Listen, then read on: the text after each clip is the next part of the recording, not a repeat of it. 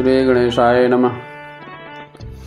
कृष्णाय वासुदेवाय हरे परमात्मने प्रणतः क्लेशनाशाय गोविंदाय नमो नमः।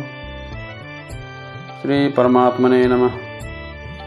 जायसी चेत कर्मणस्ते मता बुद्धिर्जनार्दन तात्विकर्मणि घोरे मां नियोजयसि केशव। व्यामिश्रेणेव वाक्येन बुद्धिं मोहयसीव मे तदेकं वद निश्चित्य येन श्रेयोऽहमाप्नुयाम्। अर्थात अर्जुन श्री भगवान से कह रहे हैं, यदि आप बुद्धि को सकाम कर्म से श्रेष्ठ समझते हैं तो फिर आप मुझे इस युद्ध में क्यों लगाना चाहते हैं। आपके अनेक अर्थ उपदेशों से मैं मोहित हो गया हूँ। अतः प्रभु मुझे बताएं, इसमें से मेरे लिए अच्छा क्या होगा।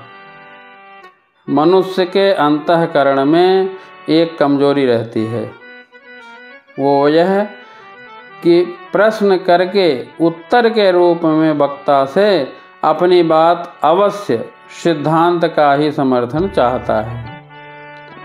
इसे कमजोरी इसलिए कहा गया है कि वक्ता के निर्देश का चाहे वो अनुकूल हो या प्रतिकूल हो, पालन करना ही शूरवीरता है।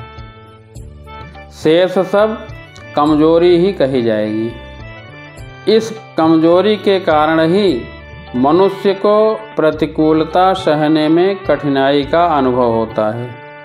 जब वह प्रतिकूलता को सह नहीं सकता तब वह अच्छाई का चोला पहन लेता है, अर्थात तब भलाई के भेष में बुराई आती है और फिर उसका त्याग करना बड़ा कठिन हो जाता है। यहाँ अर्जुन में भी हिंसा त्याग रूप भलाई के भेष में कर्तव्य त्याग रूप बुराई आई है।